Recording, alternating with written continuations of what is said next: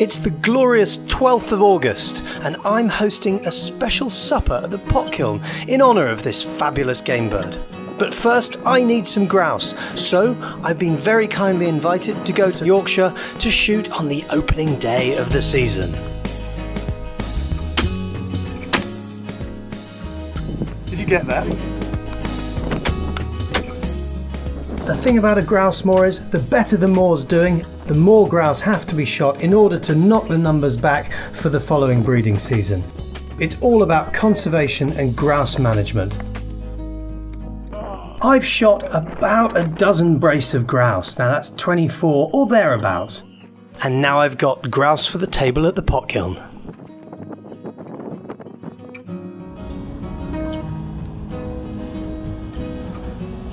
Now here I am the morning after the shoot. This is where all my game is processed, and Alan Hayward, the owner, is the guru of all things game in Britain. Well, Alan, I tell you what, I had the most amazing time on the grouse. Something else, isn't it, grouse shooting? Oh, it was incredible. And in here, I have... You tell me what you think. Here we go. Fantastic. All young birds? I think so. Yes, they are. The keeper said he'd pick them out for me. How do I tell if they're a young bird? Third feather. It's short. Yep. And it's full of blood. Oh, look. So you mean when I squeeze that, a bit of blood comes out? Yep. That means it's a youngster. There are other ways of telling if it's young by holding their beak. A young bird, if you hold the bottom beak, the beak will break under its own weight. Okay.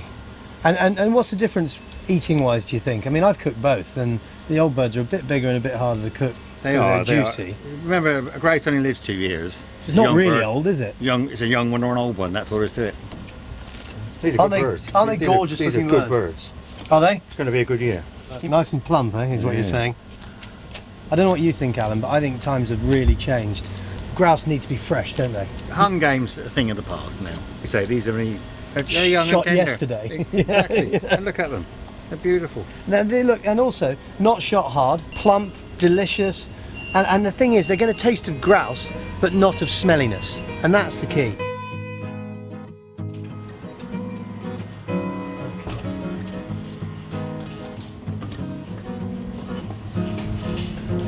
Wow.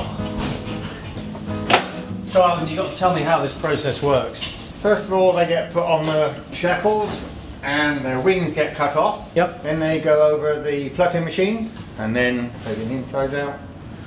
And then the necks and the pluck, they end up with a ready grouse. That's it? Leave the feet on? Always leave the feet on grouse, yeah. And why traditionally do you leave the feet on a grouse? Unscrupulous people have used a pigeon and let them go as a grouse. There's a pigeon that you can see a similarity. So you've got pigeon there on the right, grouse on the left. Yeah. How many are you doing now? We had 460 in the first day, got another 1,000 coming in tonight. Wow. And I've brought you 45. And I know you've done most of those. So from here, can we go into the factory and can you show me how you're cutting them for me? Because it's fascinating. Sure. I think people like to know the different ways of presenting a bird. Absolutely, yeah, pleasure. Now we're going to see how Alan butchers the grouse expertly. I'm after the crown and the legs in their separate parts. Talk me through it, Alan.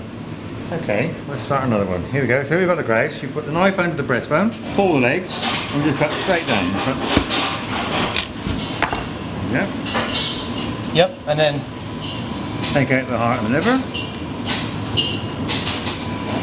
lovely. And I'll pack these crowns into a box. And then the legs.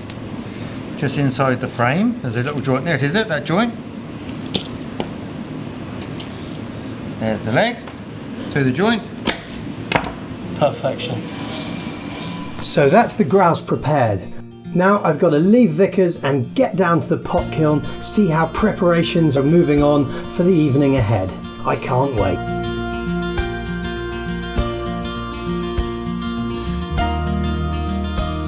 Look at that. Gorgeous, juicy, pink, fully cooked, almost fell off the bone. That's how you cook a grouse.